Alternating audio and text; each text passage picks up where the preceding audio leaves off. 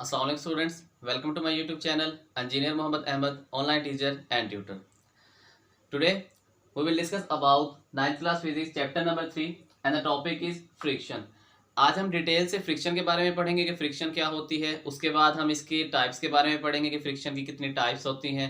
Then हम देखेंगे friction को हम किस तरीके से रिड्यूस कर सकते हैं, फ्रिक्शन हमारे लिए एडवांटेजेस है या इसका कोई डिसएडवांटेज भी होता है। तो हम डिटेल से आज फ्रिक्शन का टॉपिक डिस्कस करेंगे।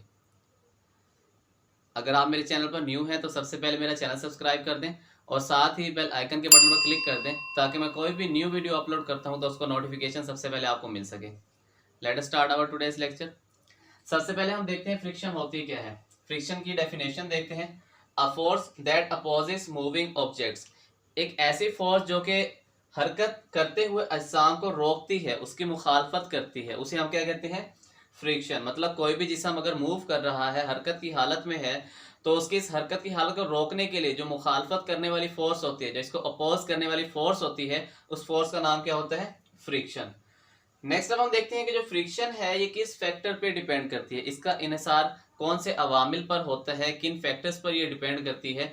The first one is nature of surface. जो फ्रिक्शन है वो सरफेस की नेचर पर भी डिपेंड करती है। अब जो बॉडी मूव कर रही है वो किस सरफेस पर मूव कर रही है। अगर वो स्मूथ सरफेस पर मूव कर रही है तो उसका जो क्राइटेरिया होगा फ्रिक्शन का डिफरेंट होगा।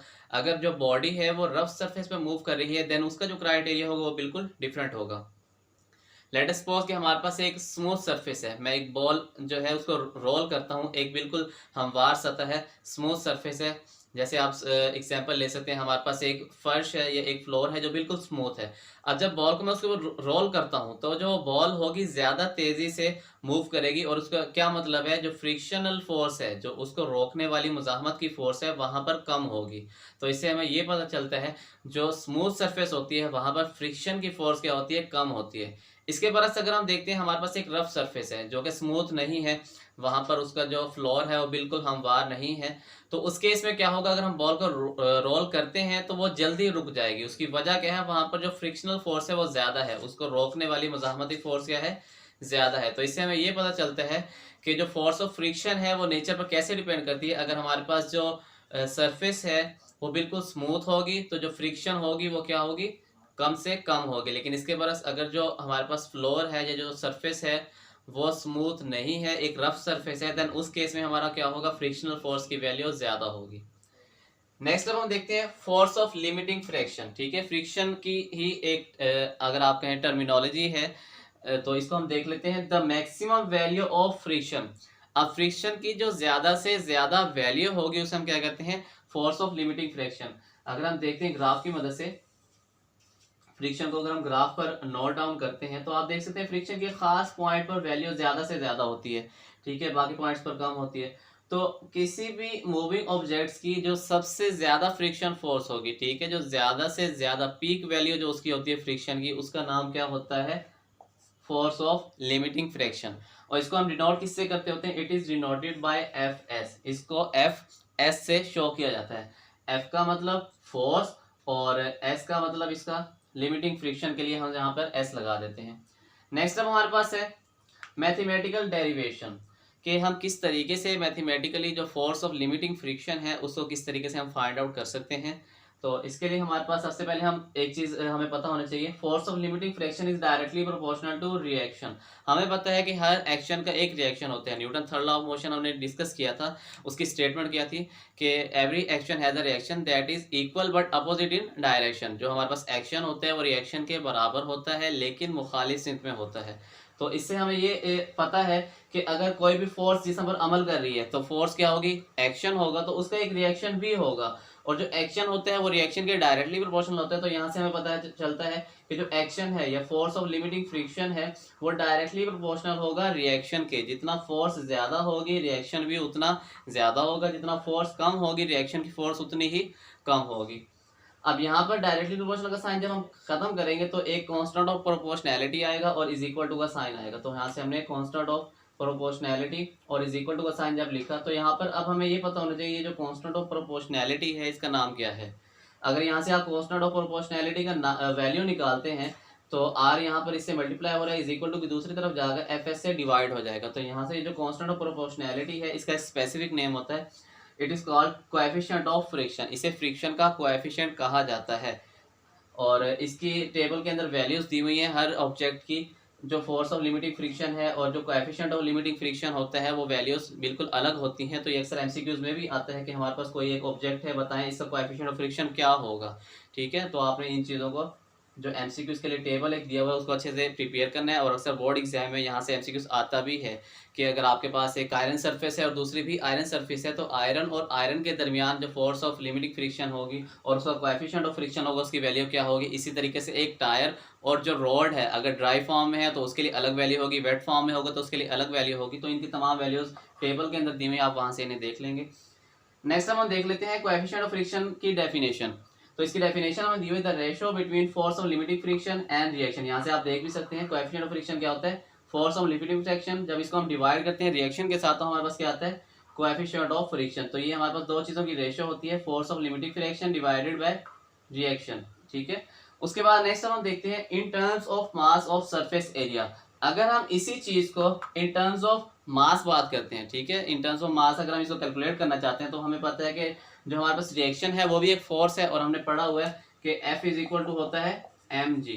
तो यहाँ पर R भी एक किस्म की फोर्स ही है, तो हम इसको पुट कर सकते हैं इज इक्वल टू mg। जब यहाँ पर mg पुट करेंगे तो इक्वेशन नंबर 1 के अंदर आप वैल्यू पुट करेंगे Fs इज इक्वल टू, अब म्यू वैसे ही आ जाएगा, R की जगह हम क्या पुट कर देंगे, it is replace by mg। तो R को हम रिप्लेस कर देंगे m और g के साथ। तो यहाँ से हमारे पास जो फोर्स ऑफ लिमिटिंग फ्रैक्शन है उसका एक और फार्मूला आ गया, लेकिन इन टर्म्स ऑफ मास। ठीक है, मास के टर्म्स में हमने उसको कैलकुलेट कर लिया है।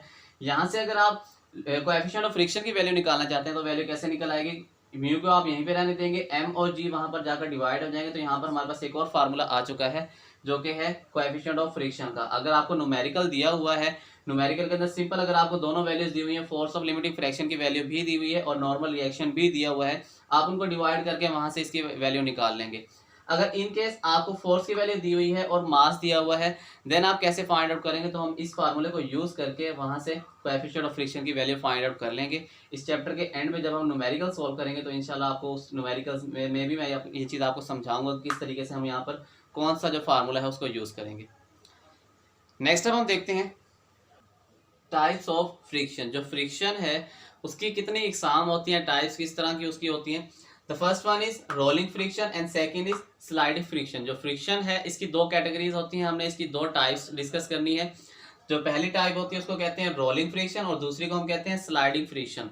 अब इनकी डेफिनेशन देख लेते हैं सबसे पहले कि रोलिंग फ्रिक्शन क्या होता है और स्लाइडिंग फ्रिक्शन क्या होती है।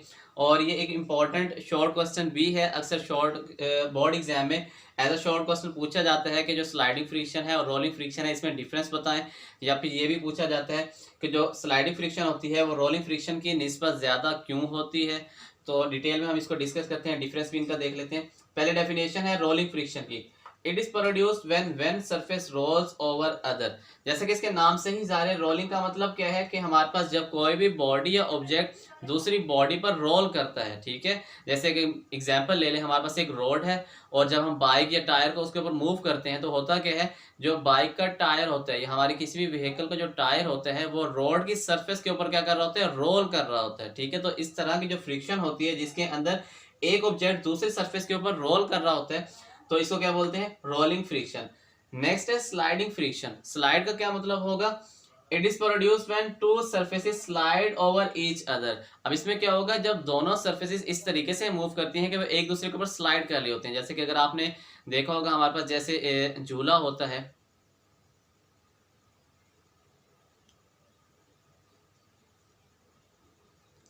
जिसके ऊपर अक्सर स्टूडेंट स्लाइड करते हैं। ठीक है, तो इस तरह का जो होता है जिसके ऊपर कोई भी बॉडी स्लाइड करती है, ठीक है, उसको हम क्या बोलते हैं, स्लाइडिंग फ्रिक्शन।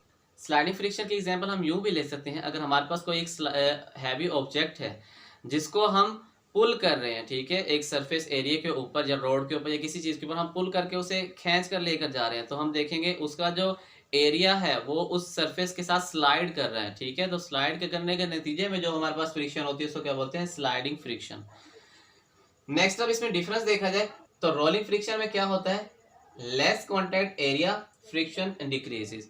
जब हम रोलिंग फ्रिक्शन की बात करते हैं, जैसे हमने बात की थी, हमारे पास एक रोड है और दूसरा हमारे पास एक टायर है, तो यहाँ पर आप देख सकते हैं जो एरिया ऑफ कॉन्टैक्ट है, ठीक है, जब दोनों एरिया कितने एरिया पर दोनों जो सरफेसेस हैं वो आपस में मिल रही हैं, यहाँ पे आप देख सकते हैं इन दोनों का जो कॉन्टैक्ट है वो जस्ट इतने से एरिया पर है, ठीक है, सिर्फ इतने से एरिया पर ही ये दोनों आपस में कॉन्टैक्ट में है।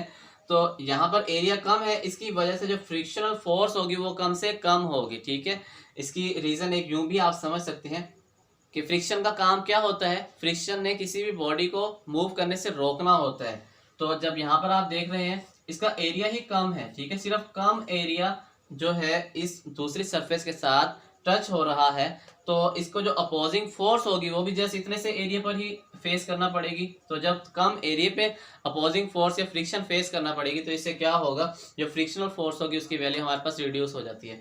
नेक्स्ट अब देखते हैं large contact area friction increases. लेकिन इसके अगर हम देखते हैं कि हमारी जो बॉडी है वो स्लाइड कर रही है, ठीक है, स्लाइड करने के नतीजे में क्या होगा, जैसे कि मैं इसी की एग्जांपल लेता हूँ, मेरे पास एक बोर्ड मार्कर स्लाइड की एग्जांपल ले लें हम, कि अगर ये किसी भी सरफेस के साथ स्लाइड कर रहा है, ठीक है, इस तरीके से स्लाइड हम इसको करवा रहे हैं, तो स्लाइड के नतीजे में क्या होगा, इसका सारा का सारा जो एरिया है, ठीक है, ये जितना एरिया है ये सारा इन कॉन्टैक्ट होगा विद अदर सरफेस।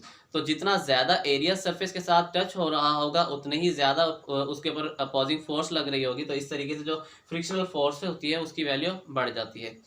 नेक्स्ट हमारे पास इसका एक लास्ट डिफरेंस है, लेस फ्रिक्शन रिड्यूसेस लॉसेस। अब यहाँ पर हमने देखा है जो फ्रिक्शनल फोर्स है उसकी वैल्यू कम है, तो जब फ्रिक्शन की वैल्यू ही कम होगी तो अपोजिंग फोर्स होगी उसकी वैल्यू भी कम होगी, लिहाजा हमारे पास यहाँ पे जो लॉसेस होंगे वो भी क्या होंगे, कम से कम होंगे।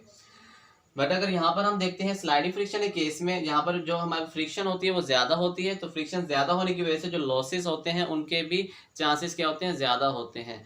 अब यहाँ पर आप क्लियरली देख सकते हैं, अगर शॉर्ट क्वेश्चन आता है कि जो स्लाइडिंग फ्रिक्शन है वो रोलिंग फ्रिक्शन की निस्बत ज्यादा क्यों होती है, तो आप यहाँ पर बता सकते हैं कि जो इसका एरिया ऑफ कॉन्टैक्ट होता है वो ज्यादा होता है, लिहाजा यहाँ पर फ्रिक्शनल फोर्स जो होगी स्लाइडिंग फ्रिक्शन में ज्यादा होगी लेकिन रोलिंग फ्रिक्शन के केस में कम होगी। या फिर अगर शॉर्ट क्वेश्चन इस तरीके से आता है कि जो स्लाइडिंग फ्रिक्शन है उसके अंदर लॉसेस ज्यादा क्यों होते हैं बनिस्बत रोलिंग फ्रिक्शन के, तो आप बता सकते हैं जो स्लाइडिंग फ्रिक्शन है वहां पर फ्रिक्शनल फोर्स ज्यादा होती है, जितनी फ्रिक्शन की फोर्स ज्यादा होगी, मुजाहमत की फोर्स ज्यादा होगी, वहां पर लॉसेस भी ज्यादा से ज्यादा होंगे।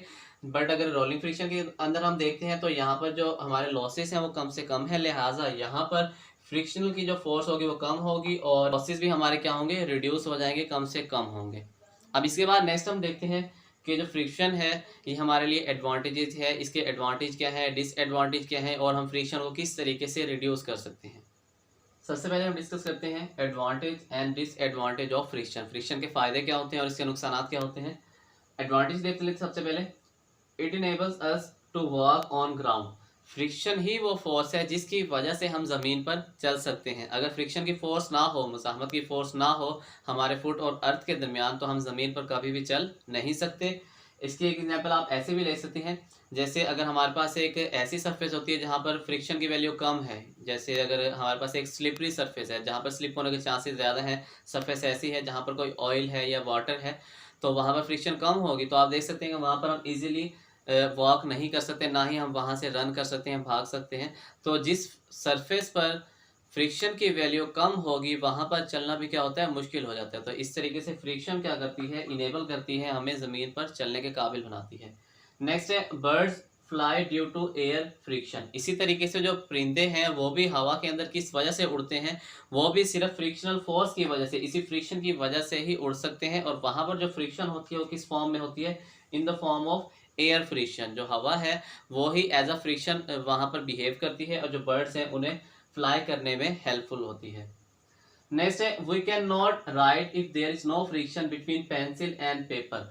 आज हम कोई भी चीज़ लिख रहे होते हैं किसी भी पेपर के ऊपर, तो जैसे अगर मैं बोर्ड के ऊपर भी लिख रहा हूँ तो ये जो मेरा पेन है और जो बोर्ड है, अगर इनके दरमियान भी फ्रिक्शन की फोर्स ना हो तो मैं कभी भी इसके ऊपर राइट नहीं कर सकता, ठीक है। अगर फ्रिक्शन की फोर्स नहीं होगी तो हो सकता है मैं लिखना चाहूँ लेकिन स्लिप हो जाए तो मैं वहाँ पर लिख ही ना सकूँ। तो इसी वजह से ये जो फ्रिक्शन की फोर्स है जो कि इसको मूव करने से, जो मेरा पेन है इसको मूव करने से रोकने की कोशिश करती है, इसको स्लिप होने से बचाती है, यही वो फोर्स है जिसकी वजह से हम पेन या पेंसिल की मदद से या किसी भी चीज़ की मदद से हम लिख सकते हैं। तो यहाँ पर जैसे एग्जांपल दी हुई है, पेंसिल और पेपर के दरमियान आपने कोई भी चीज़ लिखनी हो तो इसी फ्रिक्शन की वजह से ही हम लिख पाते हैं, अदरवाइज हम इसको राइट नहीं कर सकते।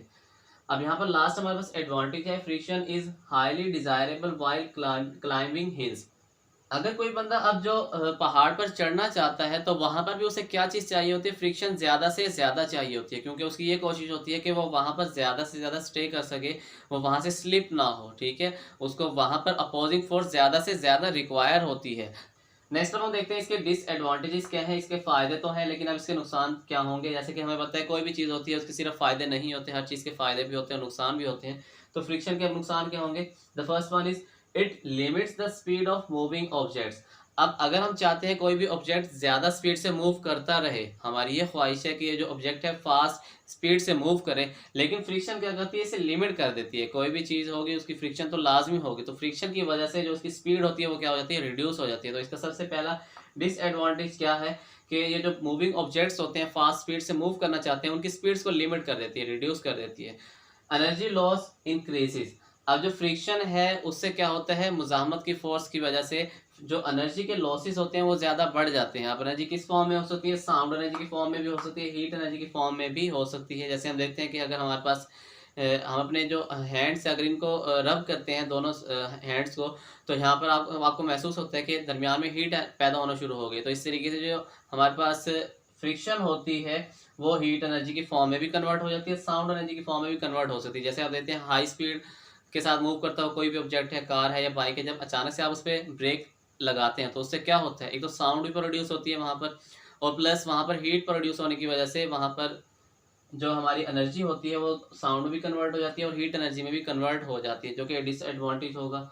उसके बाद in machines friction also causes wear and tear of their moving parts. अब जो हमारे पास मशीन्स होती हैं उनके जो मूविंग पार्ट्स होते हैं जो बार बार मूव कर रहे होते हैं, उनके दरमियान में फ्रिक्शन की फोर्स होती है। तो इस फ्रिक्शन की फोर्स की वजह से वो क्या होते हैं, उनके दरमियान में दरारें पैदा हो सकती हैं, जिनको वेयर एंड टेयर के नाम से जाना जाता है। तो ये हमारे लिए क्या होगा, एक डिसएडवांटेज होगा। अब इसके बाद हम देखते हैं कि किस तरीके से इन डिसएडवांटेजेस को कंट्रोल करने के लिए, ख़त्म करने के लिए हम जो फ्रिक्शन है उसको किस तरीके से रिड्यूस कर सकते हैं।